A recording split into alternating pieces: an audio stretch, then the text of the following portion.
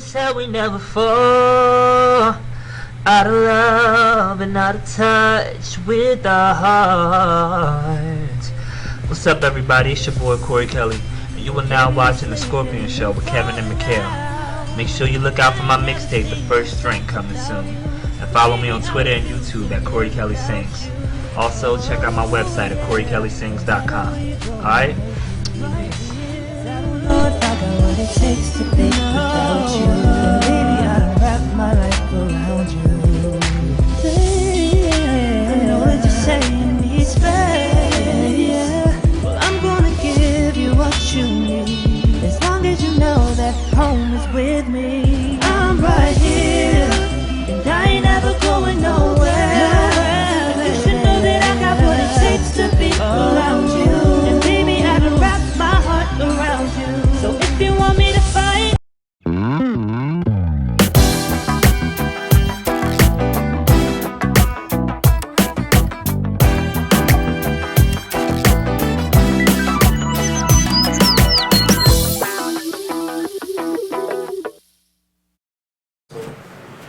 I know I hit the button.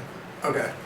Hey, what's going on YouTube? It's Kevin and Makael, and after 9 long days and 9 long nights, we are back on YouTube together. Because y'all know I do my X Factor videos on the weekend. But you know, y'all was going through withdrawals. Y'all know, oh my God, when y'all coming back with a new video? When y'all coming back with a new video? I was like, look y'all, I'm in New York with Tamar, and I'm not running back to YouTube because I was trying to make sure that my girl was okay. Because y'all know, Vince is in the hospital, and I just wanted to be with Tamar, so I decided to stay in New York for a couple of days with her, and I had a lot of fun, but we're going to talk about that in a little bit. I do want to open this video off by us sending our condolences to the families of Joe Frazier and Heavy D, who passed away this week. Joe Frazier passed away on Monday night, and Heavy D passed away Tuesday afternoon. So we send our condolences out to their family. I was really shocked. I thought I turned this off. I told you to turn it off. I was really surprised about Heavy D passing away, but some people still don't understand that you can be here today and gone tomorrow. Like, people just like, but he just tweeted, how can he be dead? Well, I just gotta say, I need those notes. I don't know why I threw that iPad over there. But sometimes you really gotta think about what you tweeting before you tweet. I can't believe somebody said that. You could go outside and just die. Like, you could be gone. Stuff happens. But I still want to send my condolences out, and it's really a shocker. It's a real shocker. Somebody actually said, but he just tweeted, so how can he be dead? Mm-hmm. Yeah. I would tell them to go have a seat, but I don't know where I should tell them to go have a seat at. I don't even want to send them into a corner because that's don't even sit them in. Send them into a dark room. Special ed somewhere. Send them somewhere. Remember that tweet? Oh yeah, Tina Marie can't be dead because she got a show with somebody. Remember the moment they said that was who said that? Lisa Wright.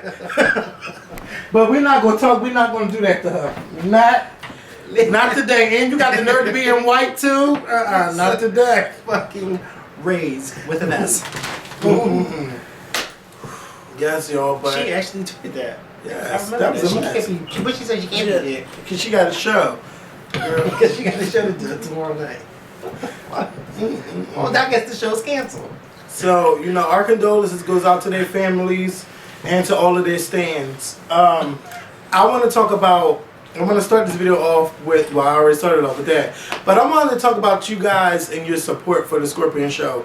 Now, I've really been thinking about this for the past couple months. Like, I really don't say it too much because I don't want to come off as a bitch or anything, but your support, like you watching the Scorpion Show, you really must show your support for the Scorpion Show. Like Makael and I, we can sit here and tweet about our videos and make a video and put it on YouTube, but after that, if you're a fan, you have to get the word. You got to help us get the word out about the Scorpion Show. Like, don't just keep us to yourself. Like, we talked about, well, my pastor is on my is my Facebook friend, but then again, like, combined, we have about maybe 10,000 Facebook friends, and we maybe get about 8 shares on Facebook of people putting our videos on their wall. Now, to me, like, I'm like, what is the problem? Like, you cannot share our videos on your Facebook wall. I'm asking, like, if you love us so much, you want to see us on TV, you want us to go beyond YouTube, we just can't do it by ourselves.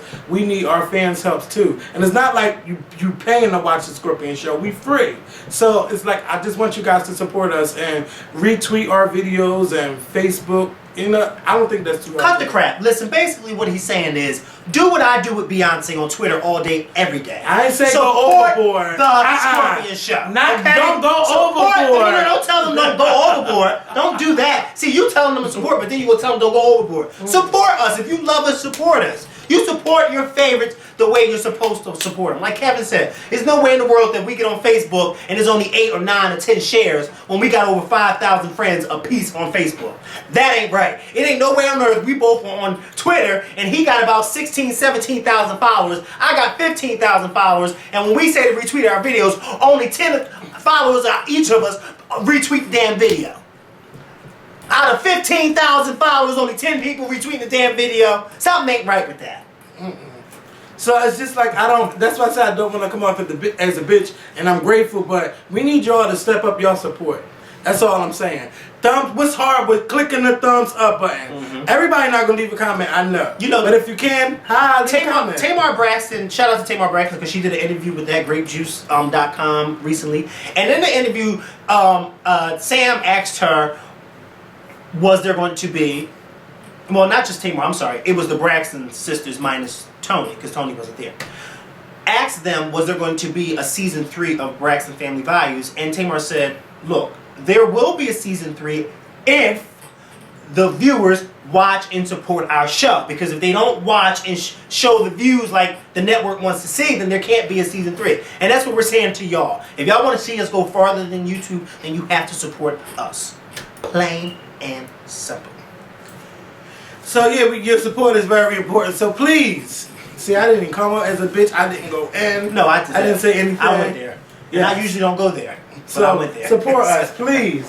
Now, as we all know, Makael started this week off with in New York with Beyonce's Roseland concert DVD. I'm gonna let Makael talk about that. Okay, so you know I got invited last week. I got invited by Beyonce's publicist. Shout out to Yvette, because you know Yvette is a big Scorpion Show fan. I went to New York. I got invited to come view Beyonce's. It was a private screening for her new concert DVD live at Roseland.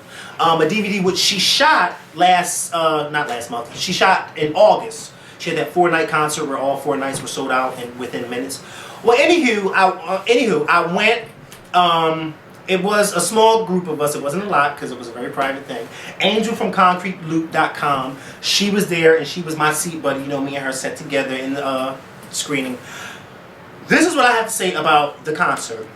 This concert is by far Beyonce's best DVD. And I have all of her DVDs. This is by far her best. Let me tell you why this is her best. Now, Beyonce did something that she did in her last tour for the I Am Tour where she used different clips to incorporate in this DVD. But she did it 10 times better. And she did it, the way she did it for Roseland is the way she should have done it for the I Am Tour. Because when you compare Roseland and the I Am Tour, I Am Tour looks like something that anybody could have done. Anybody could have edited it. But this one, you could tell she really took her time with the editing. It was amazing. And when I tell y'all, she used never before seen clips. I've been a fan for over 10 years. And these clips I have never seen. She used private clips, her private moments where she was sending messages to Jay-Z on her phone, on her little cell phone, and her thing whenever they were out of, not in the same city together. I guess I can tell y'all, there's a clip where she reveals her wedding dress when she's getting fitted for her wedding dress and she's in her real wedding dress. It was just, now let me tell you something. I'd Rather Die Young, I Was Here, and there was another one. I'd Rather Die Young, I Was Here. And I forget the other one. But those 3 songs weren't my favorite. When I tell you I Was Here was her last song that she performed at the concert. When I tell you that performance on this DVD is going to have everybody in tears, because she pulls out the stops for this particular performance. It was so sad and emotional that Angel was in tears next to me. And I was like trying to cry, but then I couldn't cry because she was crying. She was doing crying. But it was really, really good. Oh, I also have to tell y'all this. For like the first 5 or 6 minutes of the DVD, I'm in the DVD. I'm in the very beginning, but it's like you don't see my face. You only see my abstract obey hat that I wear and my arm. And then there's this one scene of the DVD that is so perfect. The camera must have been behind me, and I went and I did like this with this heart thing, and the camera caught my arm like this, and it caught my arm and Beyonce on stage. So it almost looks like it's just the two of us in the camera. It was so perfect. I was like, oh my God! And it's so funny because every time I saw me on the camera, I was like, oh my God! So I was a little hyped. But it's a really good DVD, and I can't wait for everybody to see it. Dance for You, the one song that everybody was like, they wanted Beyonce to do a video for. She does do a video for that particular song. And the DVD, it comes out November 21st at Walmart. And then the double disc, which has all the music videos, including Dance for You, that comes out on November 29th. Me personally, I would wait until the 29th to get the double disc.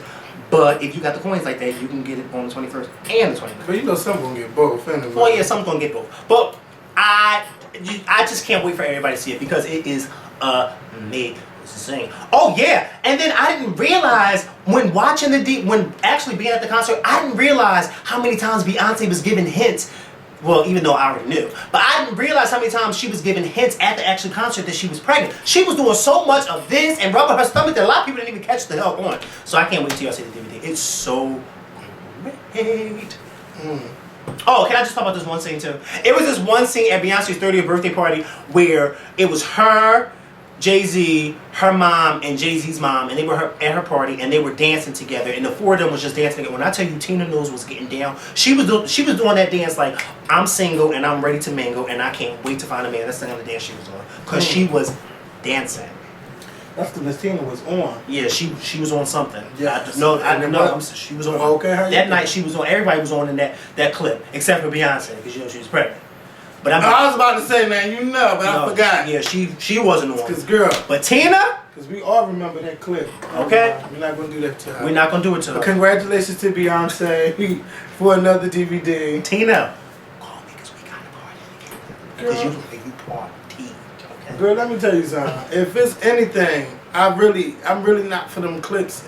I want to see the show from beginning to end. No, if you do. No, actually, no. Hold on. You do see the show from beginning to end. Okay, but she incorporates these never before scenes.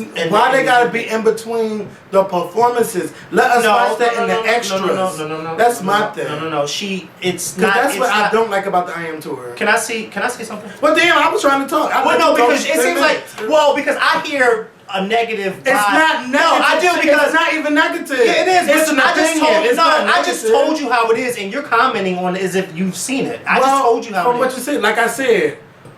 And I just told you that this is 10 times better than the I Am Tour. Right. Okay. The I Am Tour was so sloppily edited. Like it was not compare. sloppy. No, excuse me. I saw the Roseland DVD, and I said if you compare the two, you'll see what I'm talking about. All right. Okay. I'm done. Okay, good. So anyway. I'm not for all of that. I was about to be real shady. Me with the Braxtons. Oh, I was about to really feel shady. Their name was about to come out. But I said, Mom's the way. Now, anyway, y'all. Thank you, Jesus. I got a phone call saying, Boo, what you doing?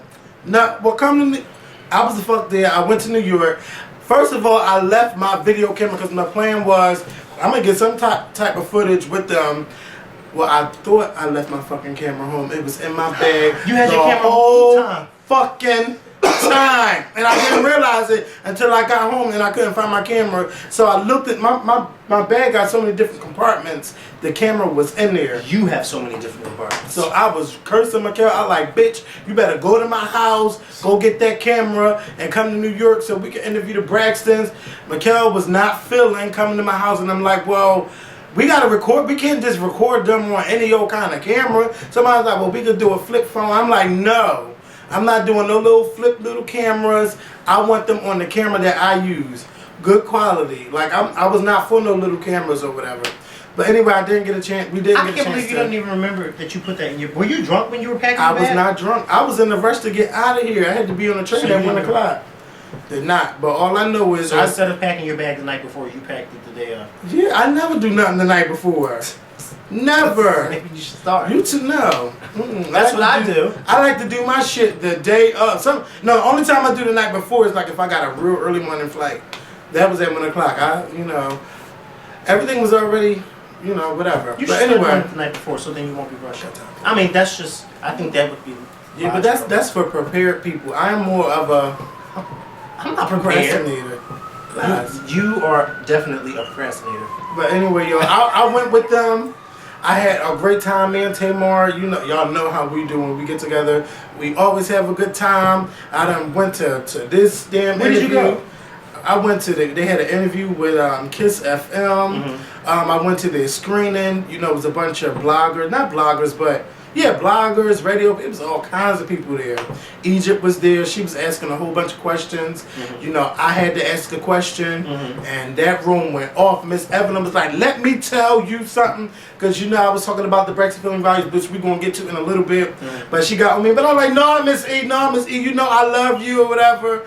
And then I was talking about, such and such. And then somebody was like, "Oh, well, I just hope he shut up." And I said, Somebody's- I went off. I don't even ask questions in front of people. Just because they was mad that we was having a good time going back and forth. So I said, let me tell you something. At least I asked the question. And who you think you talking to? I know you ain't talking to me. I went off. Forgot who I was. Wait a minute. Forgot who I was. Yes. Wait a minute. Mhm. You mean tell me? They said it under their breath, but I somebody heard them. in that room Yes. said it loud enough so you could hear them? You fucking right. So you know what? If they said it loud enough so you could hear them, I would have said, and who the fuck are you talking to? Loud enough so that, yes, I would have. You know what? First of all, we are all here to ask questions. Don't get upset with me because I'm asking a question and they're responding with me needing to have a follow-up question. Don't get upset with me. Wait your turn. I wish he would shut. I wish he would shut up. Girl, You wish I would shut up. Oh, I'ma shut up. All right. I'ma shut my foot up in your ass. Soon That's as what I- I'ma shut up. soon as I announced who I was, girl, oh my God. When I got out of, oh my God, such and such, I knew that was you. And it probably was the same one who said, I wish he'd shut up. Yes, but I'm not trying to throw somebody under the bus. Okay. But But? somebody was like, yes, I love what you do on YouTube, and it's like, well, how do I get in contact with you? Like, how do I email you? But I said, well, Well. all of my links are on the homepage. She's like, but how do I get there?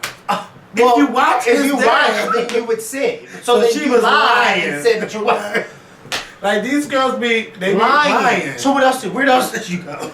We went to shout out to XD Experiments because I was hanging with him the whole time, and I met the singer Charlize who was signed with Rico Love, so we're gonna have her on too.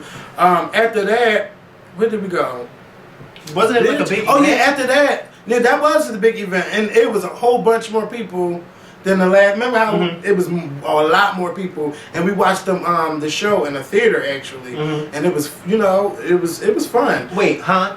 Wait, did I get invited? Oh no, I didn't get invited. No, Actually, I girl. got invited the day before the event. I don't care. I got invited the No. day before the event, so I didn't know about it. I don't care if Makael was invited the day of the event. My thing was, girl, after work, just come to New York and then go home. When But did you find out? The night of. But Tamar, the day before. Tamar can't call you at 1 o'clock at night because your ass is going to be what? Sleep. When did they know that they were having a premiere party? Oh, but you know okay. what? Well, to me, that don't matter to me because I'm not doing shit anyway. Well, because you don't work. I do. But anyway. Ding, ding, ding. So anyway, after they went. I mean, I'm not throwing shade, but I mean, I'm just saying. The proof is in the input. Well, but no, but see, even if I did have to work, I still would have went. I still would have went. Well, that's you. I'm talking Yeah, me. yeah, we different, but shit. Alright. I'm near, mingling. That's my thing. I met a lot of cool people. Because, some people did say, well, how come you didn't go with Kevin? I didn't know about it. The girls always fucking trying it. Every time I'm with Tamar. Every But time where's they Makael? with Tamar, every time Kevin's with Tamar, people always have to hit me up. But wait, how come you're not there and Kevin is? But And then I always have to tell them the truth. I didn't know about it. And then they say, well, why you ain't at the Well, why Beyonce didn't you screening? go? And then you know what I say? I didn't get an invite. He didn't get an invite. Girl, I Because if you didn't ever get an notice, invite. every time you go somewhere with the Braxtons, that same week, I get invited to Beyonce. I think it's Shay. I think they both trying to work. They trying to work us. They need to get it together. Beyonce, I want you to send me my DVD and sign it. Okay. No shade. I'm not interested in it. No, I do want to see it. Don't you do it? And he's gonna say he wasn't interested. He's gonna hang it with the Braxtons. In the show, cause he did not come to the motherfucking premiere. Okay. No shade, but shade. Because if that was Beyonce and I would have said, Makael, go to my house, go get the tripod and the camera, that bitch would have flew to my house and flew to the motherfucking airport. I'm not the airport, the motherfucking Amtrak station. And would have been in New York that same night. We would have interviewed the Braxtons and y'all would have seen that video today, girl. But since Tamar's not there, since Tamar's not Beyonce, girl, you gotta give me a week in advance. That's not true. Well, actually, my invite from Beyonce came a week in before, advance. okay. It came a whole. Girl, let me tell you it something. was the My next invite day, from girl. Beyonce came a week in advance, and I was able to prepare my boss and let her know. And I told my boss distinctly in her office when I told her I needed that day off. I said, Megan, I don't mean no harm, but if you don't give me the day off, I'm still taking off. That's what I told her. So if it was Sunday night and Makael got the invite, That's what I told the her. bitch would have called out. That's on what I told her. Monday. I did tell her that. Alright. And she looked at me and laughed. I said, ha ha ha. It is shame, The girl. Braxtons love them some Kevin. Yes, they do. Girl, Yes. girl, let me say something, though. I gotta tell y'all something. Go ahead, tell us. Before we talk about the show, Okay. Tracy is a motherfucking Fucking kid. kid. Yes. And they don't get that shit. I'm gonna have to write Wing TV. What the fuck are y'all recording? I wanna know what's the tea. Cause we're gonna get onto that. But let's talk about Tracy. Dr. Okay, go ahead. First of all, oh my God, Let's talk about Dr. Conrad Murray. But shout out to the Braxtons. I had so much fun with y'all. Can we start off with this? Oh yeah, let me review this show. And then go to Oh comedy. yeah, I didn't get a chance to say. I got a chance to see Vince, and Vince was in very good spirits when I went to go see him. So shout out to Vince. Everybody, please keep So you praying just saw the whole for Tamar and the family. I've seen everybody. Now ask me when's the last time I seen any of them. Go ahead, ask me. When's the last time? April in LA. And Tamar right there. And how many He did times- say Tamar stood him up though. Oh my God. Okay, you know what? We're not gonna go there, but I am gonna go there. I'm gonna go there. No, come back. No, come back, because I'm going there. So, I was in New York City on Monday screening Beyonce's DVD.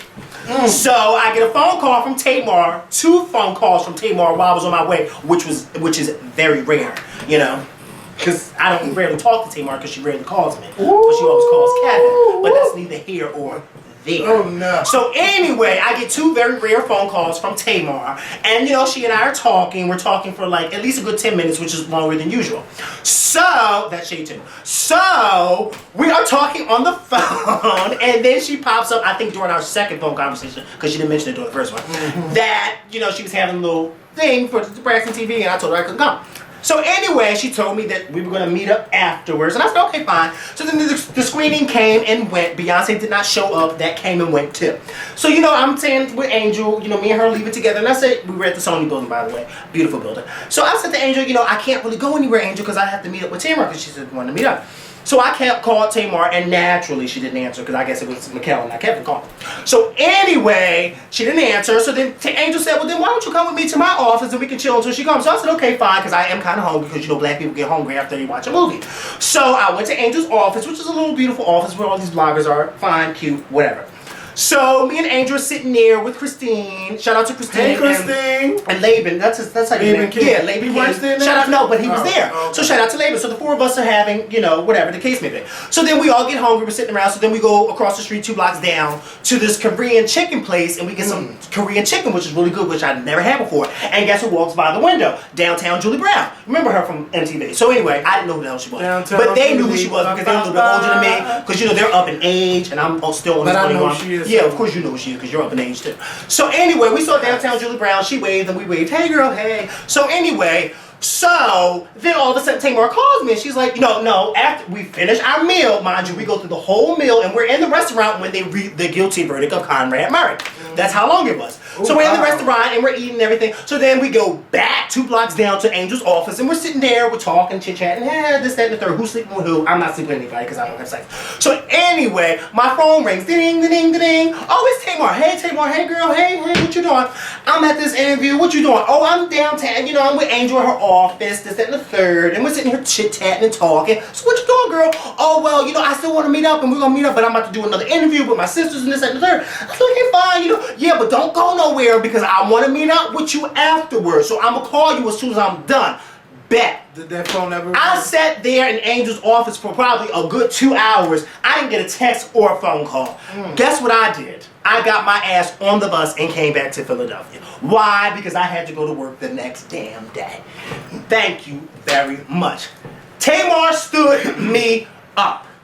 And Tamar, if you see this video, Which you will. you know everything I'm saying is the truth. Oh yeah, and I have Angel as my witness. But she know better not to stand me up. Because I don't go for that. But, alright, since you said, let's talk about Braxton Family Values. Yes. It premiered last night on WeTV. If you do not know, mark your DVD for every Thursday night at 9 p.m. to record this show. Because this show started off really, really good. I'm trying to tell you, it was really, really good. Tracy was a kiki in the first 2 minutes she was on set. She was looky. There's a new cookie. Bitch, I'm still in that. But you want to start it off because Let's start with child. Let's start with Tracy. Tracy don't got a whole lot going on. No shade. It's not even no shade. It's not even shade. Because she doesn't have anything going on yet. Yeah. Because the season has been she's still in Maryland. She's still in limbo. Is these bitches going to do an album or they're not going to do an album? That's where she's at. Okay, moving forward. Tawanda and Gabe, not Tawanda Gabe. Tawanda, Andre, and Braxton and Brooke. They have to move in with and Trina. Sammy and Cookie and Tina and Bob. Yes, they had to move in with Trina, Gabe, and the 2 kids because Tony said, bye, girl, I got me a new house, girl. My fucking bankruptcy thing came through for me, girl. And my ex-husband is still knocking my fucking boots. How you doing? Goodbye, girl. I hate to, you know. Nah, hey, goodbye. Yes, that's what she told them. Yeah, so they moved, and Gabe is working at home, child. Brooke and Braxton is just tearing up somebody else's damn house. You know, I'm sitting here, they bouncing balls, yelling up and down somebody's hallways. It's just like in the household of the Scorpion. This is the Scorpion's house. Because I'm laying across my bed watching this saying, Lord, I don't live there. Okay? Because Tawanda, get your kids in check when they in somebody else's house. It's not even that shit. Andre is not working. Take your kids to the motherfucking park. Take them to the library. Take them to the mall. Take them Take them outside. Yes. Play football with Braxton. Play baseball. You got a lot of time in your hands. Because that book, we're not going to go there. Shout out to Andre because he's following me on Twitter. Yes, and he's following me too. Oh, is he know he don't want no interview with us. Yes, he does. He wants to interview. Let's talk about them books. No, we're not talking about that. So anyway. No, I'm just saying.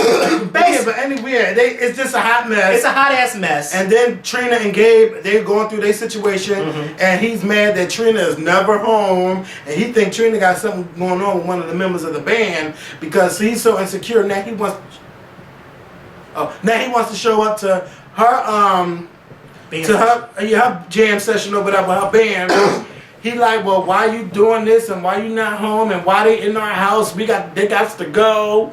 So, you know, him, Trina, Gabe, and child, go ahead. Well, okay, let me just say names. So Gabe was upset and he was a little pissed off, ticked off, what he should have been. Because, you know, I get ticked off too when there's too many people in my personal space. Especially people who aren't supposed to be there.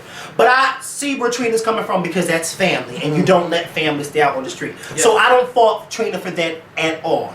She did the right damn thing by letting her sister and her family, her sister and her sister's ex-husband, or ex-soon-to-be husband, or ex whatever the hell he is, because from last season I thought that he had a whole new girlfriend. Who? I thought he was sleeping with other Andre. people. Was he dating other people? So I don't even know why Andre was even invited to Trina's house. But that's neither here Because or they need somebody to watch them kids. But he ain't watching them. Somebody is watching. He probably was, He ain't watching them. writing the book. Well, whatever he's doing. Well, you know what? I'm not even going to go there. I'm not even going to go there. I'm not even going to let them take the senior citizen there. But anyway. Gabe was over it, so Gabe wanted to go talk to Trina about it. Yes. Now, he went to go talk to Trina about it, and Trina got real nasty and smart with him. Now, this is where I had to step in. You know what, Trina, I understand that you were upset last season about, you know, Gabe cheating on you 5 out of the 7 years that y'all were together. Okay, fine. But y'all are trying to work things out. And you cannot work things out in your marriage by getting smart with your husband the way you were last night, okay? That is not working things out. You thought that was getting smart? They're not leaving, and that's that. That's my sister. No, you're not gonna put your sister out on the street, and I don't think that's what he was asking. But at the same time, Trina, that is his house too. As a matter of fact, he bought the house, did he not? I mean, don't talk to him like that. He's your husband. That's not just your house. That's his house too. She made it seem like, oh, well, I have to say, and that's that. Oh, they're not going anywhere, and that's it, and I don't want to talk about it anymore. And I was just like, Trina, hello, you can't talk to him like that. That's your husband. Because she probably was tired of saying the same shit over and over and over again. Well, he was tired of seeing them over and over again when he's trying to do some work in his day. They're his in-law, that's his family. He need to. No, but that's my thing. No, because I'm not finished. And then this is another thing. Trina and Gabe are still trying to work at their marriage. Yes. So therefore, there should not have been another party coming to the house whose marriage is just as bad as theirs. Okay, But I this understand. This is my thing. Gabe, you up there bitching to Trina. How about you go over to Andre and curse him the fuck out? Well, and tell him because to be a man. well, instead of his no, put some food on his motherfucking table. Now, You're gonna be living up in my house. because then Gabe, I think if Gabe would have said that and those words, he would have been Man, standing the line. curse him out, But at the still. same time, Come on, you in my house and you a man. Okay, but at the I same shouldn't have to time, provide for you when you were grown. but that is at the same time, that's Trina's sister's husband. It doesn't So then matter. Trina should go to her Look. sister and say something to her sister. I mean, Trina was the one who invited them there in the first place. Yeah, was she not? Well, she probably invited her sister and the 2 kids. Yeah, that's why I said, where did Andre come at? Last Okay. season, I thought he was gone. But look, ain't no way a man is gonna live in my house for free. No, bitch, you gonna have to get a job. You gonna have to help pay a bill somewhere around here. Well, yeah, you're right. Female, I can understand, but that man, you moving the whole family in, and this bitch don't wanna work nowhere. He gots to go. Now look, Gabe, you should have gave Andre a deadline, not Tawanda, but you should have gave Andre a deadline to get a job or get going. And he should have gave Tawanda to whoop those kids' ass. Because they was running around that house making noise. Yeah, I want to know who gives out the ass whoopers around here. Nobody. Miss Evelyn. Clearly, she gives out the ass whoopers, and we'll get to that in a minute, okay? Yeah, She don't care how old you are, she'll slap the piss out of you. And Tony know better. And Tony she's know like, better. oh, excuse me, mom, because I was watching the window. Right. Okay. Oh, wait. Did you see? Tamar was saying something. Her mom was like, oh, excuse me, mom. Hold on. I say, yes, you better excuse yourself from your mother's presence when you're going to go curse your sister out. Because if my sister would have talked to me like that while I was talking to my mom, I would have cursed my sister out so fast, I would have forgot my mom was standing there. I'd have cursed her out and looked at my mom and said, when you get in here? That's how I had to curse my sister out. I cursed her out real good. Okay? Oh, God. I cursed her out, then turned around and cursed my mother out. Who the fuck was you to give birth to her? Let me talking to me like that. Yes. So well, that's the end with the whole format. Yeah, with them. But the point blank period, Tawanda and Andre need to go. Yes. Just go. Yes. So P.S. I'm so happy they got rid of those Dear J wigs. Ooh, bitch, you know they got their season 2 coins, Sunday. Season 1 coins. Because those wigs are together. Yeah. They make up they beside us reading them. Now that's the real change. Okay, just because y'all are girlfriends don't mean y'all not above us. Tony about looked y'all. great in the confessionals. Yes. With the wig pulled back, the blonde wig pulled back. She also looked good in the confessionals when it first came out with the dark black weave. I don't know if it was weave or wig, whatever, but she looked great. Mm-hmm. Tamar looked great. Tawanda looked great. Tracy looked great. Yes. Trina looked great. Everybody looked great. And Trey, not Trey. try all these teas. Tawanda got some new hairstyles because I was so tired of little pigtail. What's that? Oh my ponytail? God, I better Girl. not see those pigtails this season. Point blank, period.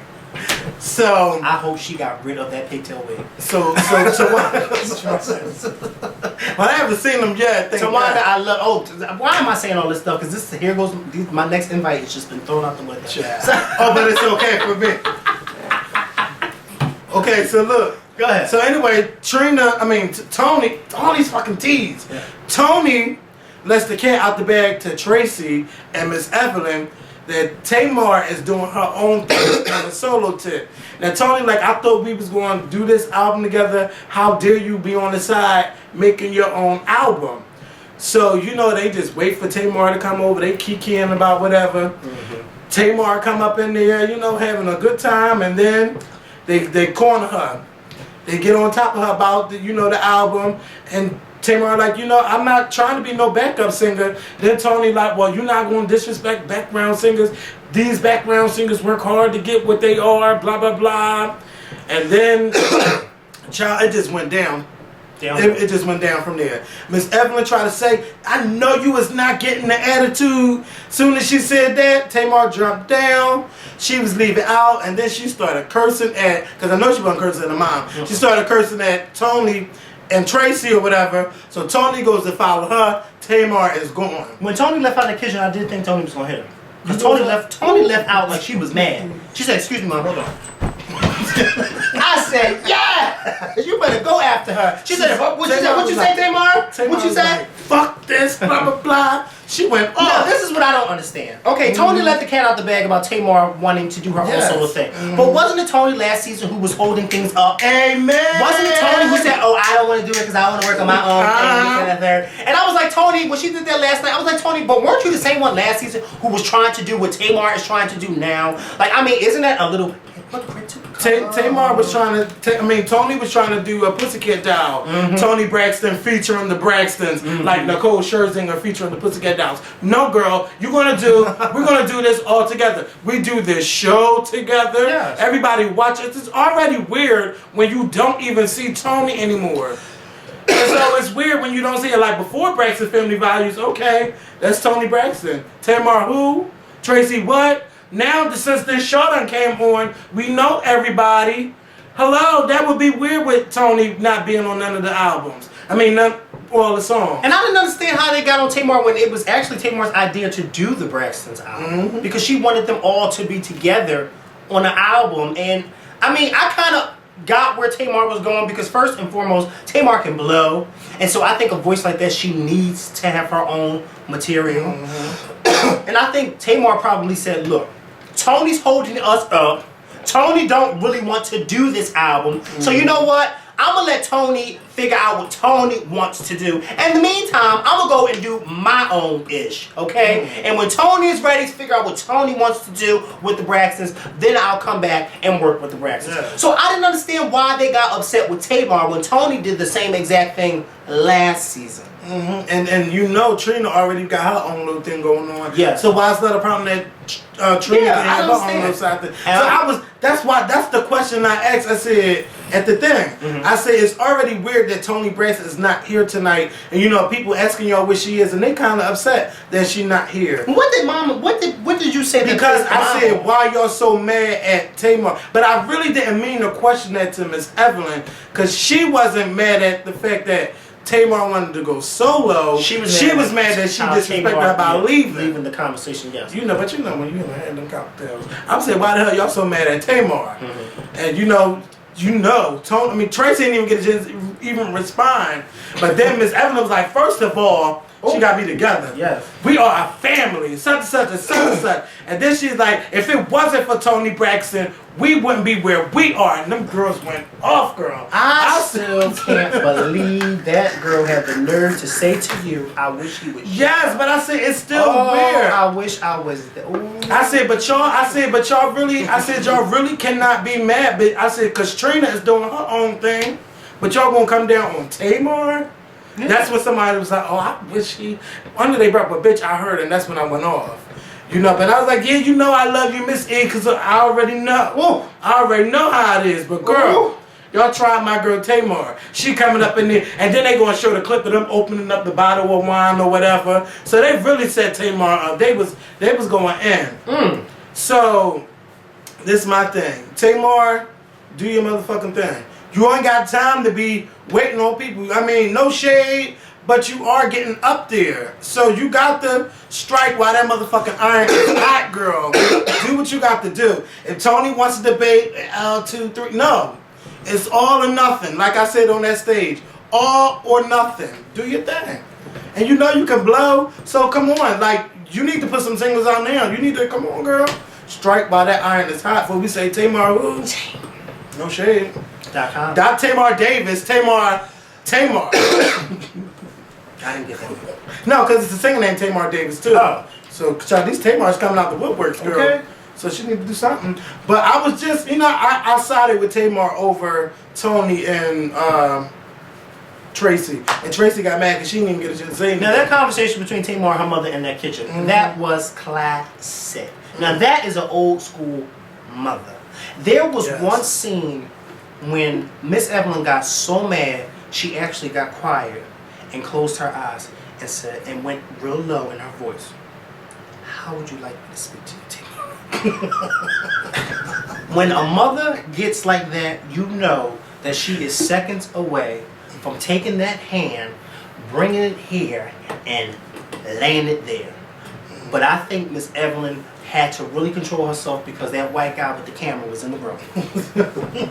Because had he not been in the room, she'd have knocked the shit out of Tamar. I do believe it. And Tamar was still flabbergasted, like, what the fuck? Yeah, Tamar was a little... and you know what? When Tamar was telling Vince about the incident, you could tell that Tamar was really hurt. Because you could tell that Tamar did not expect her mom to go off like that. And so I did feel bad for her. I really felt bad for her because as she was telling Vince, you could tell... Vince and Tamar need to have a better way of communicating with each other. Because every time they talk to each other on camera, it's like they're arguing or debating with each other. Like one of them says something, and then the other one says something, and then the other one says, "You're not listening to what I'm saying. You have to start listening. Please be quiet while I'm talking. You have to listen." And the other one saying, "No, you're not listening." It's like, oh my God. It's like you watching the Scorpion It's show. like you're watching the Scorpion show. It's like, oh my God. Like, it just seems like they are, to me, when I watch them talk to each other, it seems like they're in a meeting with each other. Because they're always going back and forth. How did you separate that husband and wife and business partners? Well, the conversation that Tamar was having with her husband about her mom smacking her should not have been a business conversation. It should have been a conversation. But it's about business, though. No, the conversation was not about business. It was because they was talking about the album, and then she's talking about No. But I'm talking about the conversation between the mother and Tamar. The conversation between the mother and Tamar was about respect. Yeah, I know that. Yeah, but I'm not talking about that. I'm talking about the respect aspect of it. When Tamar was telling Vince about how her mom said that to her and how that hurt her feelings, when she was telling that to him, it almost seemed like they were in an office going back and forth with each other, because I'm thinking like, okay. I know, but see, that's not... See, I get what you're saying about the respect thing. But when Tamar was talking to Vince, she was talking about how they were upset that she was doing her own album, and then she started talking about her mom saying that she was going to slap the piss out of her. Yes. So it was kind of like husband and wife, but it's still about the business part because they upset that she's going solo. No, but the majority of the conversation between Vince and Tamar was not about the album. It was about what the mom said. That's what that conversation was about, because Vince kept saying, "I know how you feel because, you love your mom and you get very emotional." And he was like, "But you have to listen when somebody's talking to you." And then, she was trying to out-talk him and say, "No, but this is what," and he was telling her, "No, so you're not listening." And I was just like, oh my God, like, how do they do it? If they're like that with the cameras on, how are they when the cameras are off? I just was like, oh my God. As I was watching them have that conversation on the couch, I was saying to myself, somebody's not listening, and I don't know who it is, but somebody's not listening. And I know a lot of people who were at home was feeling the same way. Because it was almost as if they were debating when that whole conversation between him and her should not have even been a debate. It should have been her explaining how she felt and him listening and then giving his input. But instead it was "You're not listening, no, you're not listening, no, you're not." And I'm like, oh my God. And see how the drama unfolds next week. Next week. If y'all don't watch the Braxtons, This commentary right here should have made you want to watch it. Yes. Because it's good. And I know people upload it on YouTube, so don't act like, oh, I'm in the UK, I can't watch it. Somebody got it on illegally on YouTube. Yes. Conrad Murray. Conrad Murray was found guilty in the manslaughter killing of Michael Jackson. Not involuntary manslaughter killing of Michael Jackson. And, I kind of felt really, really bad for him. And I feel like, he was a scapegoat in this whole thing. But he was Michael Jackson's doctor at the time. And he was doing illegal stuff. But it just not hurt me. But it just, it do kind of hurt me that his intention was not to kill Michael Jackson. No. And people keep calling him a killer and a murderer. Mm-hmm. Like, a killer and a murderer is someone who sets out to do that. And that's not what he set out to do. What he set out to do was make coins illegally by helping Michael Jackson, sleep at night with propofol and being his doctor and giving him all kinds of illegal stuff. But Conrad Murray knew better than Michael Jackson that what he was doing was wrong. Yeah, they both knew what they was doing was wrong. They both knew. But the thing is, though, if Conrad Murray wouldn't do it, another doctor would. Yeah, because another doctor was doing it before Conrad Murray came into the picture. But 4 years. Well, no, they didn't say how long. Yeah, well, he could be setting up to 4 years, or he could just get probation and house arrest. Whatever the case may be, whenever Conrad Murray walks the streets, his face is very recognizable now, and those people who are big Michael Jackson fans are not going to let him walk the streets in peace. Well, I'm pretty sure he got enough money to hire people. Well, he's going to make money from interviews. But then again, who's to say? But then that's if they offer him money. But then he lost his license, his MD license, and then also lawyer fees. So no telling how much money he had to spend on that. No telling how much money he actually has. When you lose your medical license, is it for that particular state? Or he was not even licensed to practice in the state of California. It was supposed to be just for the state of Texas. Wow. He wasn't even licensed to do that there. And I think that's another thing that makes it even more wrong. But hey, who am I? I'm just a guy on YouTube. I really felt bad for him. Then they put the handcuffs on him while the judge was still talking to him. And they're like, you can't go nowhere because you are a risk to California. You are a risk to the public. But I'm like, oh my God, he's been free all of this time since Michael Jackson passed. Like, and if he's not a menace to society, then why would he be now? Because he's a convicted felon. He's like, well, there's no telling what he could do to the people out there. I'm just like, I don't think that man's intention is to kill or harm anybody. Well, I mean, no, but then at the same time, you have to understand where the judge is coming from, because before he was sentenced, he was just a regular Joe trying to prove his innocence. Now that he has been sentenced, yes, he is a risk, because when he was sentenced, he didn't look happy. He did not. He had the same face the whole time. He didn't look happy to me. But then again, he never looked happy to me. So no telling what he could have went out there and did while he was alone. He could have went out there and killed somebody. He could have went out there and killed himself. Things are different once you're sentenced. Because your emotions start to change. Before, you were trying to hope and pray that you weren't sentenced. Now that you're sentenced, you're just mad at the whole damn world. You're mad at everybody. You're mad at yourself. You're mad at your lawyer. You're mad at your family. You're mad at everybody. Well, he has to be mad at himself because you did this illegally and you was trying to hide stuff that was going on, man. You know what? This is just a lesson to all those other doctors out there, bitch. You crooked right now, but you better straighten up. You better get in line, or this could be you. Like But you know what? Conrad Murray he may be upset with himself, but he may not be that upset with himself only because he doesn't think he did anything wrong. He honestly thinks that he was doing the right thing and that he was trying to wean Michael Jackson off this stuff. His thing is, Michael Jackson kept begging for it and begging for it and begging for it. Aren't you a doctor? Like your mom said in that video. Aren't you a plumber? Aren't you a doctor? You know right from wrong. You know that he's not supposed to be taking this stuff. So hey. Yeah, it's just the way the cookie crumble for Conrad Murray, Well, he can't even call him doctor anymore for Conrad Murray. I still feel bad for him, but I really want the Jacksons to go after the real people that that's making money off of him. Real people? Them people that set him up. First of all, he was supposed to only do 10 days of the show. Then it went from 10 days to like 20-some days. 10 days of what show? for London. This is it. Oh. Then it went to 50 shows inside that arena. Who knows? Like, you mean to tell me you can't tell if Michael Jackson is in good spirit or not? Like, that man was so thin when they were showing those clips. Like, Michael Jackson didn't even look like Michael Jackson. No, let me say this. Because this is a little part where I have to disagree with you a little bit. Because when I watched the This Is It concert, Michael Jackson was thin, and he looked thin in that concert. But Michael Jackson didn't look sick in a sense to me. Michael Jackson just, to me, I don't know about anybody else, but to me, when I watched This Is It, he just looked like somebody who was performing and rehearsing over and over again. And that's how you look when you get to that point when you're just tired and you keep doing this over and over again. That's how he looked to me. Because there was one scene in This Is It when he came in to meet the dancers and stuff, and he had on all black and the shades, and he didn't look sick to me at all in that clip. He looked fine, perfectly fine to me. And then there were even some clips when he was performing on This Is It, when he was rehearsing, when he didn't look sick.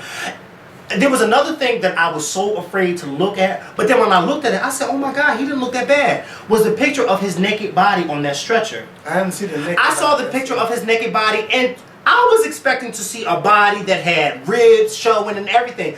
Michael Jackson actually had a very nice torso. He didn't have a six-pack, but he was a nice skinny guy, and he didn't look bad under his clothes at all. His body had holes and, let me tell you something. Wounds and all of that. Let me tell you something. No, because this picture that I saw was the picture that they showed on the Today Show. This was the picture I saw on the Today Show. It wasn't like I pulled it up on the internet. Is that the one where he was just laying there on the side on the gurney? I've seen that one because they showed that on the trial. When he didn't have no clothes on? No, he was under a sheet. It was just his No. I saw the one that you're talking about. But this one I saw, the only thing that they had covered was this. All of this, this was covered, and his legs and all of this was all exposed. And I didn't see no holes, I didn't see no marks. I think he had like a tattoo or something. But other than that, I didn't see anything that was I thought, no shade, but I thought I was going to be grossed out when I saw him with no clothes on. But I wasn't grossed out at all. I was like, oh, I thought he was, actually Michael Jackson's torso looked better than mine, because I have a little pouch. But he had a nice little thin torso. So, I mean, that's why I didn't think that Michael Jackson looked too sick. And I just think he was tired.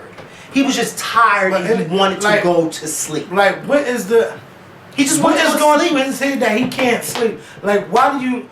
But see, even other people, like, how do you need pills to go to sleep? No, it's keeping you up. Because some people are, like, for instance, I didn't realize this, but my coworker was once had that problem, and my mom even had that problem a few years ago, where she had to take some medicine to make her go to sleep, because some people, their bodies just won't allow them to sleep. As weird as that may sound to you and I, because we can fall asleep at the drop of a hat, but some people's bodies just don't allow them to do that. And I saw it firsthand with my mom. My mom doesn't have problems, because this morning she was snoring like a dog. She doesn't have problems. She really was. And I actually had to go wake her up. She doesn't have problems now. But a few years ago, my mom used to have problems with going to sleep. And so she would have to take stuff for her.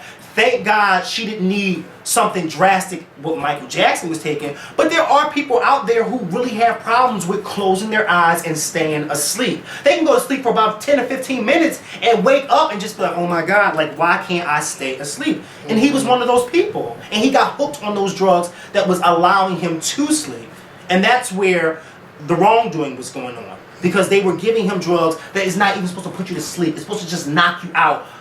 First of all, you take propofol when you're getting an operation. Who gets an operation every night? Nobody. So therefore, why are you giving somebody propofol every damn night? It had to be before Dr. Conrad. I want to know who was the doctor that was giving it to him before. Yeah, because Michael Jackson didn't just wake up one day and say, oh, I want to try propofol. Somebody had to introduce him to that. And who introduced him to that?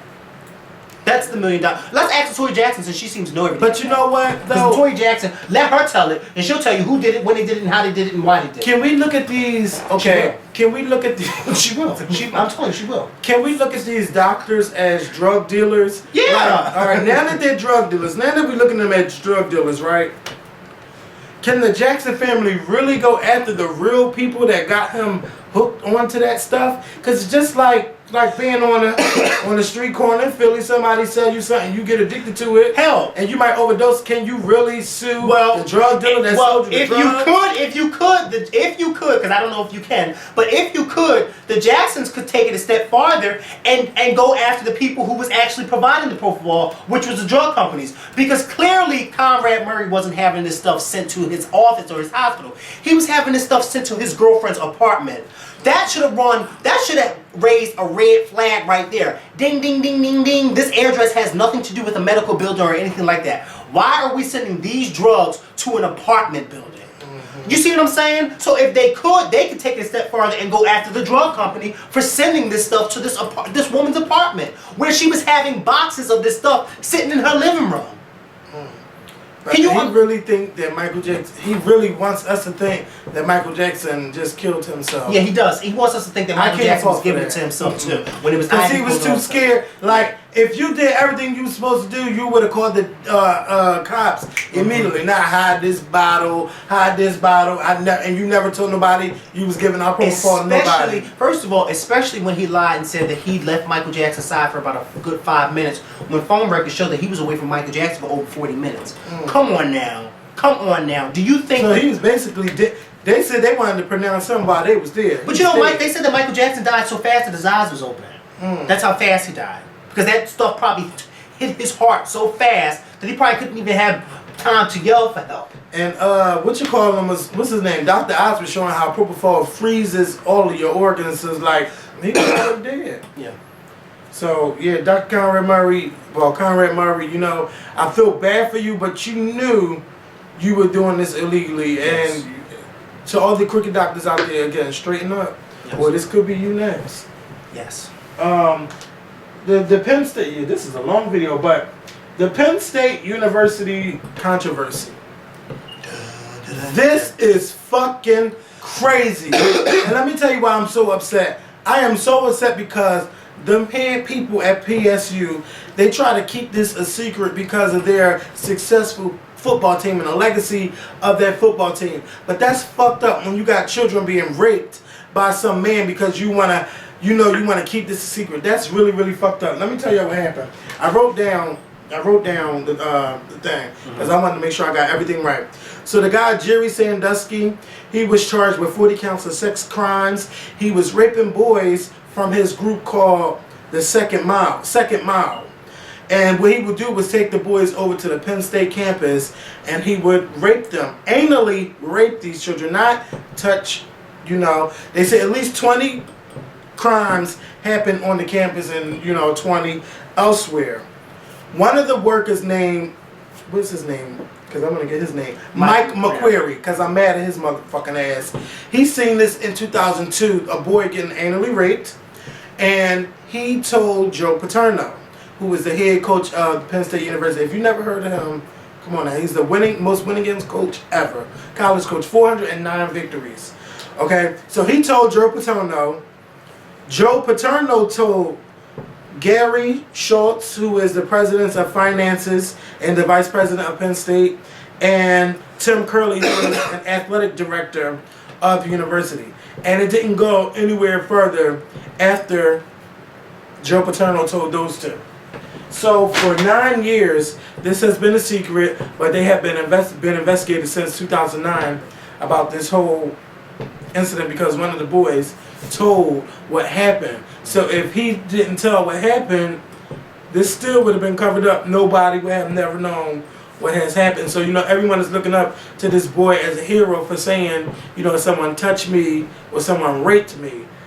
And, Joe Paterno, he really didn't know what to do after this whole thing turned out. I was the first person, like one of the first people on Twitter to say everybody should be fired because this is not something you fucking sweep under the rug.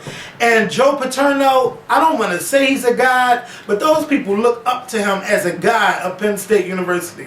They look up to him. And if you look up to him, why are you defending someone that did not speak out against somebody being raped by somebody that's a part of the Penn State University crew? He should have been told somebody, like the police. The person that seen it happen should have told the police. Like, what are you, and then you want to keep this a secret for 9 years that you seen somebody get raped by somebody part of the campus is all fucked up. Mike McQuarrie, Tim Curley, Gary Schultz, Joe Paterno, Sandusky wasn't even work for them anymore, I don't believe. All of them should be fired. Something should happen. Well, Joe Paterno was fired. Yeah, he was fired. And it was somebody else. I think the president of the university and the president was let go too. And you know what was fucking sad? Everybody was so mad that Joe Paterno got fired that they didn't even care that the other guy got fired. Well, no. Because I actually have a friend who actually goes to Penn State. They were upset because, and he was a part of the riots too. What he told me was they were upset because they felt as though the guy who witnessed the crime should He should have stepped in. Because first of all,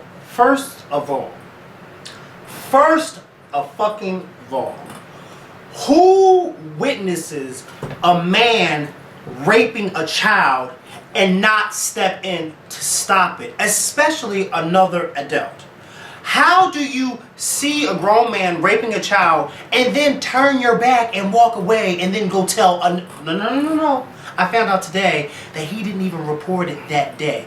He called his father and I did heard about that. He asked his father what should he do, and then the next day, 24 hours later, that's when he told his boss, Joe Paterno. So for 24 hours, this man knew that this grown man was in the showers raping this 10-year-old boy, and he didn't do anything.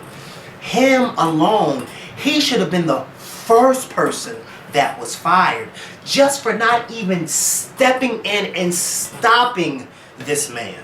That's like me walking through your house and seeing somebody rape one of your nieces and I just say, you know what, let me go tell Kevin or let me go tell his mom. Do you think I'm going to do that? I'm going to step in and stop it. Why would I turn my back when I see a child getting raped? Now, this whole Joe Paterno thing, a lot of people are two sides with it. Today, I checked with my boss, and then I checked with my coworker's boss, because you know me and my coworker, we don't have the same boss. So I checked with her boss. Now, a lot of people are upset with Joe Paterno, including him. And a lot of people are saying that Joe Paterno should have followed up and he should have called the police and he should have did, this, that, and the third. Me, I am one of those people that I feel as though morally Joe Paterno is dead wrong. He should have definitely followed up. But I also feel as though Joe Paterno did what it was expected of him to do, especially being as though he wasn't the one who witnessed the crime. Because I found out from my boss, and I found out from my coworker's boss, that when you work in an establishment, any establishment, when you see a crime happening, you're supposed to immediately, or if you hear about a crime happening, whether you see it or you hear about it, you're supposed to immediately let the administration or the higher up authority of your boss know. So then they can take the further action. And I asked my boss today, I said, well, what if I see something and I decide to take action to it? And she said, no, you as the employee, you're not supposed to take action to it because that's not what your job is to do. And my boss said, yes, morally, Joe Paterno was wrong for not calling the police. She said, but he did what was required for him, what it was required for him to do, which was reported. I do believe that the people that he reported it to should have been fired. I do believe that Mark McQuarrie should have been fired because he actually witnessed this. It wasn't like he heard it or he heard somebody say it. He actually witnessed this. And for you as a man to see this little boy getting raped and just turn your back and walk away, what kind of man are you? And then he is still employed at Penn State as they say he can't work this week, but he could work next week. And he can't work, but do you know why he can't work? Because he's been getting death threats from the students at Penn State. No, he should have been fired. Yeah, but see, that's the thing. That's the thing. The rioters are not on Mark McQuarrie's side. They feel as though he should be out. And they are sending him death threats because they feel as though he was the one who saw this and he let this little boy get raped without doing. First of all, what grown man calls their daddy and asks their daddy what this should they do and then wait a whole day before reporting it? I don't understand. And the reason why he kept it a secret, I heard, is because he wanted Joe Paterno's job after he left the university. Let me tell you something. This is Penn all State. fucked up. I never really paid attention to Penn State before this, but these people, everybody. This is how I feel. Everybody who was in charge, who knew about this, should have been fired. Mm-hmm. Point blank period. Yep. Everybody should have been fired. Because there's no reason why you let something like this happen. And then the guy was bold enough to bring these little boys to his workplace and rape them. Why? Because he knew he could get away with it. Why? Because he was actually caught doing it, and the person who caught him didn't even bother to step in. Didn't even bother to step in. I can't imagine walking past and seeing a child get raped and not do anything about it. I don't care if I don't know the child. I don't A understand how grown the man cops should didn't not know. be on top of a child. That is a no-no. They should have just told the fucking cops when it happened. Like, what are you hiding this for? I don't know. Yeah, I don't know. I don't know why the administration didn't call the police. It's the same thing like with the Catholic Church thing. Like they send them to another church. Why? To rape another child? Why don't you have this motherfucker arrested? I don't get it. Stuff like that should not be swept under no fucking rug. You get them arrested and away from children. It's disgusting. It really is disgusting. And this, what's his name? And I still don't John understand Sandusky, what- whatever his name is. Jerry Sandusky. Perverted Sandusky. He needs to be put under the no. He needs. You know what? Maybe he needs to be raped. Maybe. Yep. That's what I was about to say. His crime should be gangbang until he can't be gangbang anymore. Since he likes to bring little boys in the shower and rape them, how about you be raped in the shower and see how it feels to have something put up in? But then your again, behind? he might like it. He might. That is so disgusting.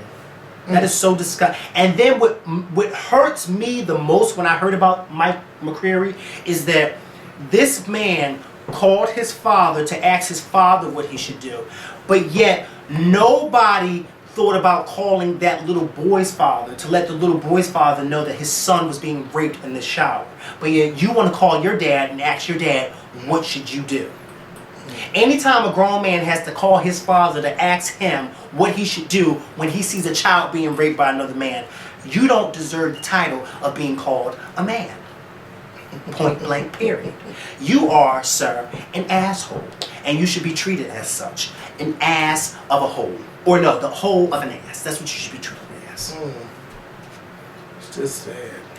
You know, now, you know, I do a little bit feel bad for Joe Paterno because his legacy is now It is tarnished. It is, and even though forever. I don't really, think too much about Joe Paterno or his legacy, because the real story is not about Joe Paterno. It's about this guy who was perverted and raping these little boys. That's the real story. But I think that with Joe Paterno, I think for a lot of people, it's split down the middle. Because if you notice, you hear more of Joe Paterno's name in the media than you do Mike McCreary. And this is the man who saw it, and he still has the job. Yeah. And I need to find out, why does he still have his job? Why? When he saw this and he didn't step in to stop it, why does he still have his job? Why? It's almost as if when you think about it, if you put Joe Paterno and Mike McCreary and you say, well, which one should we fire? You fire Joe Paterno, the one who didn't see it, because he didn't see it. So Mike McCreary could have been lying to him for all he knows. He could have been lying to him. But Joe Paterno said, you know what, I'm going to take it to my administrators to let them know what you reported to me. But yet they still fired Joe Paterno. But they're like, let Mike, whatever his name is, McCreary. still have his job. I don't want to be nasty and I don't want to be vile, but I wouldn't put it past. You know, probably more people know about it. You know what I was thinking, and I don't want to be nasty, but Mike McCreary probably got his rocks off watching that. Oh, I don't think He so. probably did. Because I don't understand why he didn't step in. I don't understand any grown man in their right mind who would not step in when you see a little boy being raped by a 50-something-year-old man.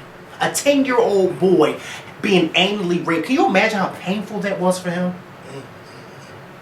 I don't even want to imagine. It just make me mad that them It's them disgusting. kids, but the kids is out there writing for Joe Paterno when you got a child that's been raped. 8 of them. And you out there worrying about, you out there flipping over news vans and, you know what, I'm just done talking about this. Even more drama. Basketball wives. You know what, did you watch it? When was it? Monday. Oh, I was in New York.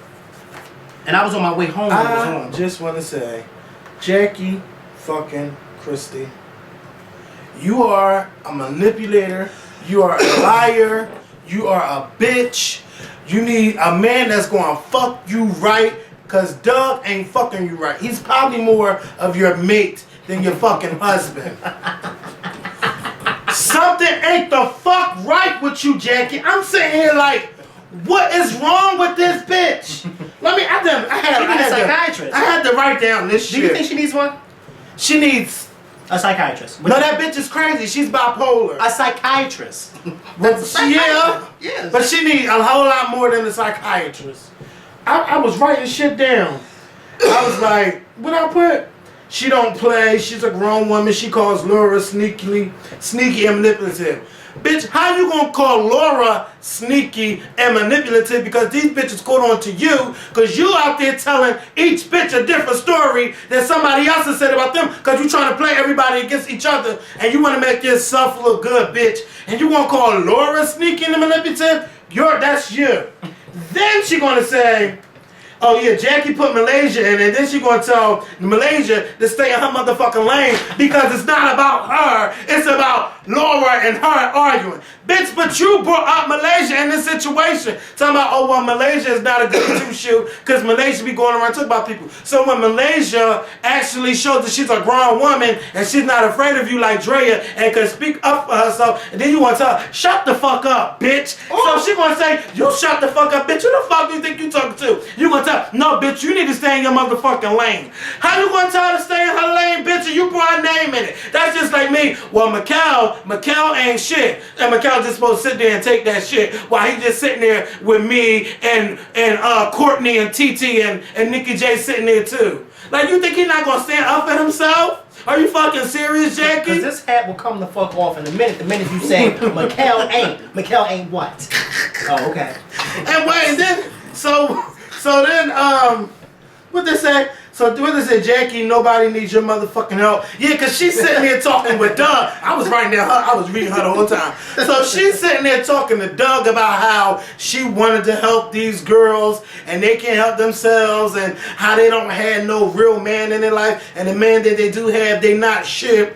And your man just looking at you like, why the fuck did I marry this crazy bitch? You know, and he probably scared to divorce you because you're probably going to take everything from him. You'll get 75% and he'll get 25%. So he probably scared of your ass. So that's why he married you every motherfucking year. And you ain't got shit else to do. Don't nobody want Doug Christie because I think Doug fucking another man. But you didn't hear that from me.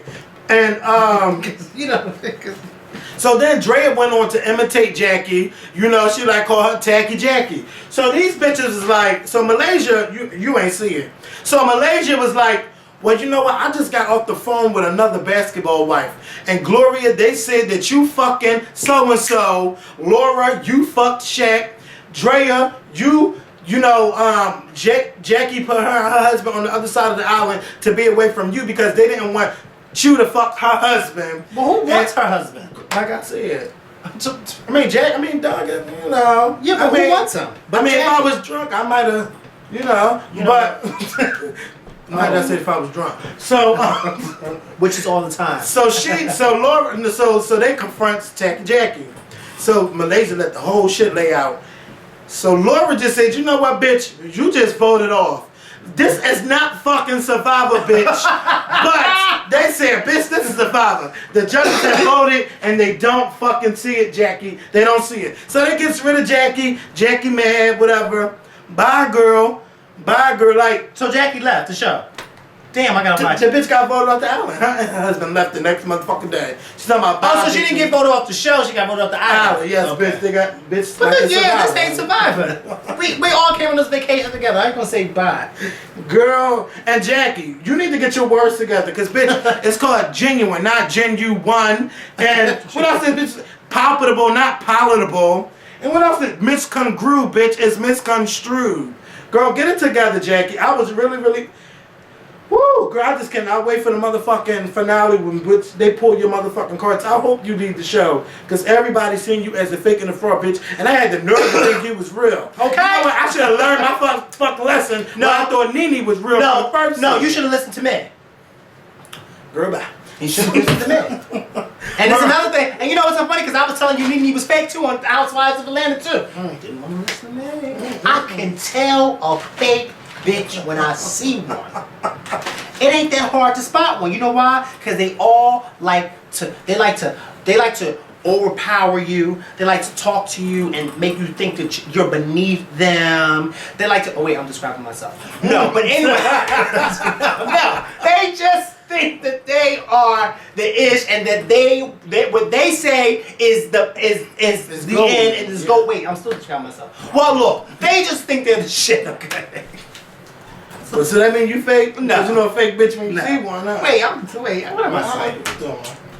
No. Mariah's new body. These girls kept saying, "Oh, talk about Mariah's new body. Talk about Mariah got a new body after losing 40 pounds of water weight and 30 pounds." She lost 30 pounds in 3 months, so rounded off 10 pounds in 3 months with her trainer. So now she has a new body, and it's because she's also not only a new trainer, she's been eating right with Jenny Craig, which then turned the name from Mariah to Jenny. So now it's just Jenny. If you want to get your body right, go to Jenny. Congratulations to Mariah Carey on her new body and her new twins.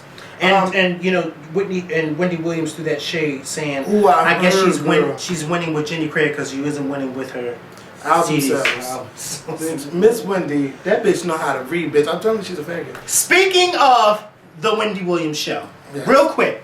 So Toni Braxton was being interviewed by Wendy Williams. Girl, sometime last I'm laying down on that one. week. So Wendy Williams asked Toni Braxton about the rumors of her and Terrence J from 106 and Park dating, because there have been rumors circulating that they are dating. Toni Braxton, Miss Toni Braxton, I'm not going to say she had the nerve, because that is up to you to decide if she had the nerve. But Toni Braxton had the nerve Should to I say, have a heart-to-heart with there I Toni said, Braxton? don't have a heart-to-heart with her, okay? Toni, 'Cause girl. her sister's your good girlfriend. But Toni. Toni Braxton told Wendy Williams that Terrence J from 106 and Park does not make enough money for her to He's be young. with him, and he's too young. Toni. Tony. Toni. Let me just say Toni, this. no, girl. No, no, You no. ain't got that hard Let me just say this. Toni, you, the word somebody not having enough money and should not, Toni, because you know, a lot of people who were not Terrence J fans came to Terrence J's defense Girl. and said, Toni, you were way out of line for making that remark. Because you know what, She Toni? went in. You could have just left it alone and said, Terrence J and I are not dating. He's a nice looking guy. He's a little too young for me. I'm looking for somebody a little older, somebody around my age caliber, whatever the case may be. But to say that he does not make enough money for you, even if that is true, that is not something that you should have said on TV. Basically, she Okay? said Terrence was the man in the Especially, Toni, I'm not saying this for me, but I'm saying this for those who were hitting me up on Twitter. Especially someone who a few years ago was all in the news about having financial problems. You should not say that. And I do believe that Toni should have apologized to him. I think that she should have apologized to him. Because I don't think... That's like, all right, say for instance, if I had some type of sexual transmitted disease. That's like me having a sexual transmitted disease, and then I get on TV and somebody asks me about somebody who also has one, and then I say, no, he has so-and-so, I wouldn't be with him. But then they say, but wait a minute, didn't you have so-and-so, and you're going to sit there and knock him down? That's not right, and you should not do that. I just don't think that was Well, maybe Toni Braxton was never broke, because they say when you file for bankruptcy, it's for protection. Yeah, it is. I don't know. No. But see, Right. it is for But nobody in their right mind gonna think, well, Toni Braxton is filing for bankruptcy for protection. Yeah, nobody not gonna think you that. filing bankruptcy because you're broke. Now, You know, and see, this is the thing. That's why I said this isn't coming from me, because you know we had that talk with them, and you and I found out the real reason why she filed for bankruptcy. That's why I said what I'm saying is for those people who were hitting me up on Twitter saying that let me tell you, if you read into how Toni was reading Terrence, boo, you must have did something, because Toni went in. Yeah, and that's the thing. I just, Like- but you know what? You know what's another thing? I never pictured Toni to be that type.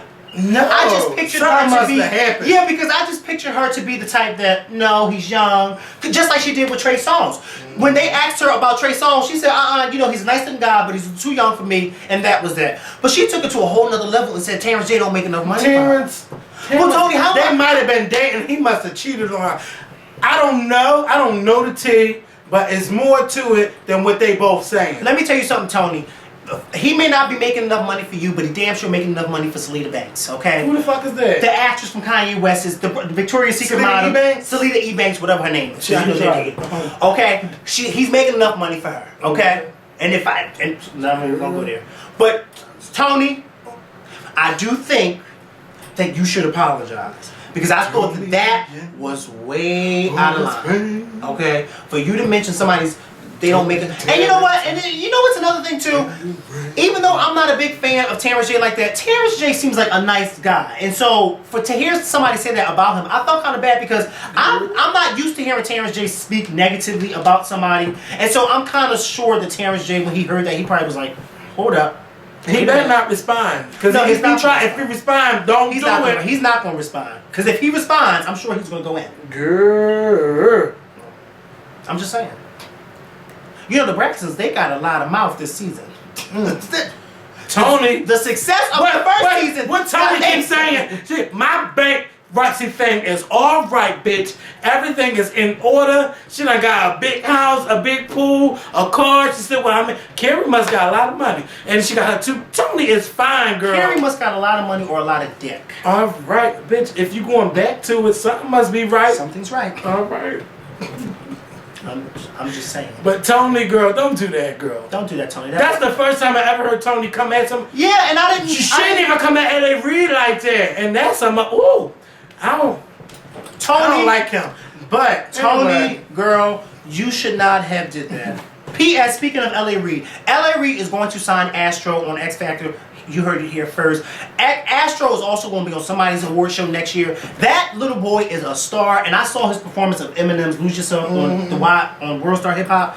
He did an absolute you know what? amazing job. Is he a star for the moment or he's a star for the future? No. Because you know, a lot of these children that start out rapping, their career, like Bow Wow, like, the music career dies at the Wow. Like when he started. But you know what? But see, that's the thing. Astro is coming out at a time where you don't see that many serious young hip hop stars like him. Because at his age now, I'm talking about now, a lot of those little boys that are coming out in the Soulja Boy route. They're just trying to make a hot song that has a crazy dance beat to it. Whereas though that's not Astro's path. Astro is actually looking up to those like Jay-Z and Eminem and Kanye. Yeah, but I just want to get his attitude. Yeah. Like, I still think he has an attitude. He does have an attitude, right. I don't want him to end up being like Kanye West. He does, and I can see him doing it. But what I will say is, every time, because his attitude stinks to me, I don't like his attitude at all. But I will say that every time I see him perform, I always say at the end of the performance, his performance backs up his attitude. Yeah, but I don't want him to. I really don't want him to win that show though. Well, but he may not win, but he's going to win in the long run. Because L.A. Reid, if you in the think future. L.A. Reid's going to let that moneymaker walk, you better think again, okay? Because he ain't let Rihanna walk. And you know what? But that other Astro. girl, that girl Rachel Crow, she is like, she's getting on my fucking nerves. No shade. I just don't like her no more. Like in the beginning, it was cute, but now I think maybe I just don't like children performers no more. Even Willow Smith, I said, get her ass off this motherfucking stage. Why don't you like Rachel? Like, she was cute and bubbly in the beginning, but now she's just so Disney Channel to me. Like, give that girl a show on Disney Channel. Like, Disney is now doing the thing where they want actors that can sing. She is perfect. She's a shoo-in. Yeah. Oh yeah. Well then, you know, that may happen. I think in the long run, now that you say that, Astro and Rachel will probably be the two big winners over the actual winners. The Melanie, like, she's a great singer. The only thing that might can hurt her is if she can't break out her shell and to be like a real performer that can sing and can dance.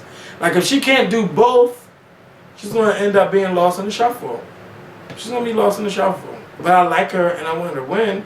Stacey Francis, she was my favorite too. But now it's like, she can't really sing like a lot of stuff. Like when she performed Queen of the Night, she should have been able to sing Whitney Houston. If you got big vocals like that, bitch, and you can't sing Queen of the Night, something ain't right. But the biggest shade of the night was when L.A. Reid didn't know Ain't No Other Man by Christina Aguilera. And then he had the nerve to say, but what decade was it from? Oh, He really tried Christina, bitch. And I think he tried her because, you know, Pink was his artist at the time. And, you know, Christina was slaying Pink up and down these charts for a little bit. So that's where I think the shade is coming from. But don't act like you don't know Christina Aguilera's songs, girl. but Ain't No Other Man that big of a song? Yes, Ain't No Other Man. That came out in what, 2006? I know when it came out. That was my song, but I'm saying, was it that big of a song for him to remember it? Yes. She won a fucking Grammy for it. Oh, did she? Yes, she did. Well, maybe he wasn't watching that night. Well, his artist was nominated at the same time, too. So. Bye, LA, you sneaky bitch. You seem so sneaky to me. I don't know. Who, L.A. Reid? Yes. They all are. Sneaky devil. Okay, Rihanna's new song came out. What's it called? Do Me Over? You the one. You the one. Why did I say do me over? Because you want to be done. No, girl. Yeah, you do. I can smell it. Lies, girl. I can smell Lies, girl. And it don't smell good. It should be love if you smell anything from me. So anything. Oh! Anyway. Oh! What? I'm not in love. Oh, I was about to Girl. put my reading glasses on. Who you going to New York with and let slay your bucket? Nobody, girl. Who you let take a dip in that? I was around with Tamar too much to dip any goddamn where. I was. Oh, I didn't say you did the dipping. Well, who was doing the dipping, girl? I don't know. That's why I'm asking. Oh, you really tried it. I don't know. That's it. I'm done. I'm done with you. Rihanna, your song is cute. Rihanna right now, though, if Rihanna sing a song about eating shit, it would go to #1. Like, I mean, it's cute, but, I mean, she could do better than what she's doing. But y'all just loving what she's giving y'all. To me, she can give you a whole lot better. She giving y'all mediocre shit and y'all just eating it up. Well, yeah. But I have to give a shout out to Rihanna. Because today Rihanna did an interview. I did not hear the interview, but one of her big fans heard the interview. And so the other day, I was at my friend Damo's house. And Marcus was over there, who we're friends with. And Damo and Marcus are like into the music stuff. And Damo and Marcus are they're two big Rihanna fans. And so, you know, we were going back and forth about Rihanna. And so I made a comment, and you know, they both miss Rihanna's edgy look and that whole haircut and stuff like that. And I was saying that I like Rihanna's new look because I said to me it's more of a mature Rihanna, and it's also giving me, somebody who isn't a big fan of Rihanna, a chance to actually focus on her music rather than her image. Well, today Rihanna did a radio interview and said one of the reasons why she changed her whole look was because she was tired of people just focusing on her image, and she wanted people to focus more on the material that she was putting out. And I said, and Marcus hit me up and said, wow, Rihanna just said the same thing that Makael said to us last week. And I said, see, me and Rihanna are on the same page. Because even though I'm not a big fan of Rihanna's, and even though Rihanna does put out a lot of mediocre music, Rihanna does put out good, catchy songs. But like you said, Rihanna could put out better. She could definitely put out better. How do we know she can put out better? Because #1, she's Rihanna. #2, she's working with the biggies and the business. A-list She's working with the A-list people. She's not working with people like Nicole Scherzinger. She's working with people who are really, really A-list. And so therefore, she could be giving you that A-list quality music.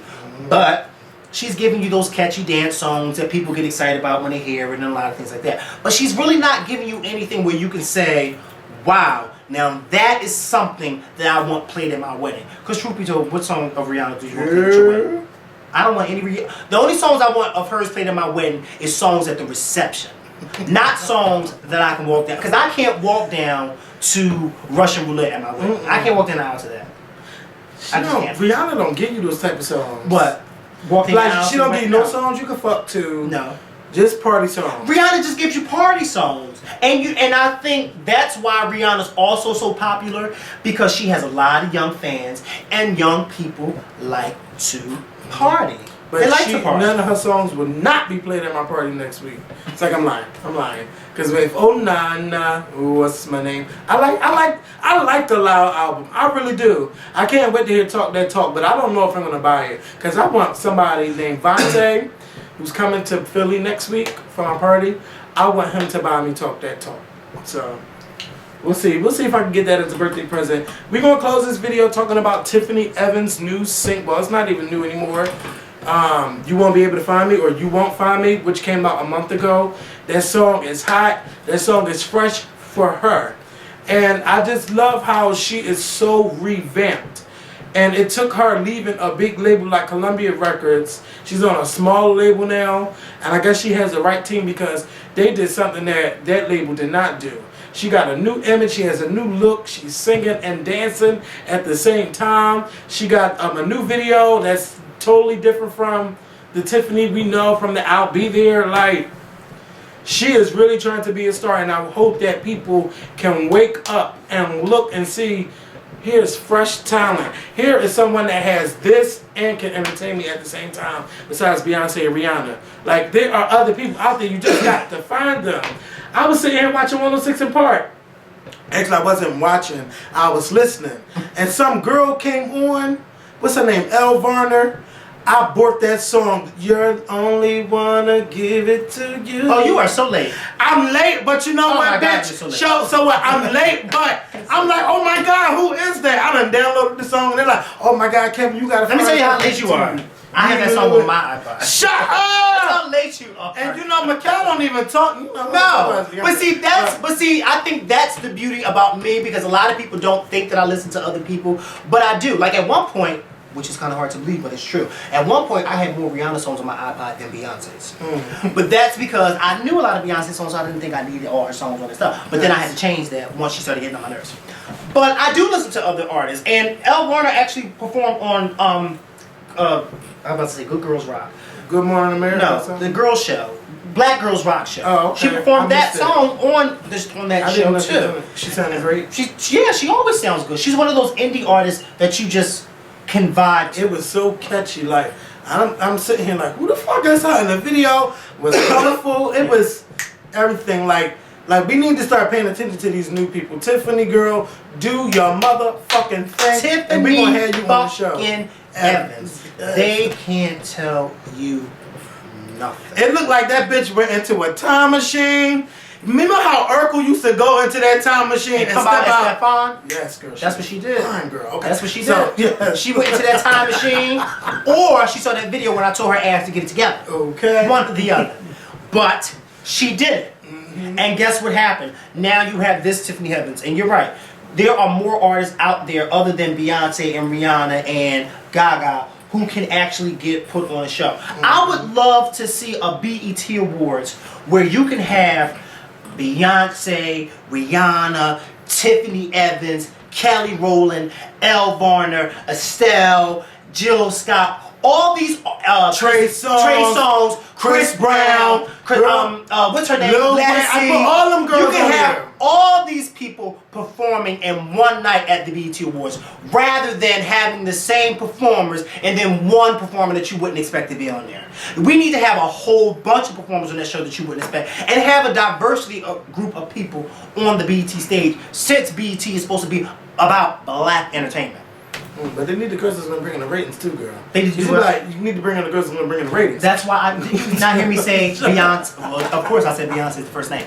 Beyonce, Rihanna, Chris Brown. You know, those people are going to bring in the ratings. Yeah, I like that show, Rising Icons, but the name, like, girl, you can't be branding these people as icons. Okay. Okay. Because my girl just became an icon. Okay. So don't do it. Her legacy is tarnished, girl. My girl's legacy is not tarnished. She stole from. They ain't gonna say that. What did Beyonce do when she opened up the Grammy? She said, Tina Turner, Aretha Franklin, Patti LaBelle. I stole from all of these bitches, and I knew if I took from each of these girls, I would be standing so high and mighty today. Girl, Beyonce, girl, you better fucking do it, bitch. And what did she do? Still went right up on that stage and performed with one of the women she stole from. She said, bitch, and then stepped on her motherfucking foot. Then stepped on her foot, didn't say sorry or excuse me, but she kept it the fuck moving. Now that's how you steal from an old bitch and then have her on stage with you. Okay? Tina looked at and said, bitch, you stepped on my toe. Beyonce said, big wheels keep on turning. If you know, Matthew told me, you better keep the fuck moving.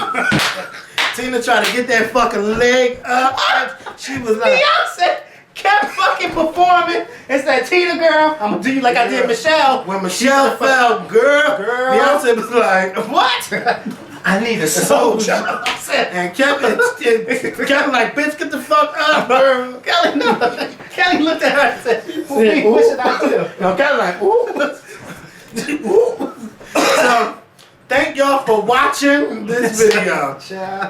Y'all got the whole fucking weekend. We'll be back on Monday. We're going to talk about the Housewives of Atlanta and wherever else we did not talk about this weekend. And you know it's going to be crazy because I want to see the aftermath of what happened with Sheree and Nene. I don't give a fuck about the funeral home.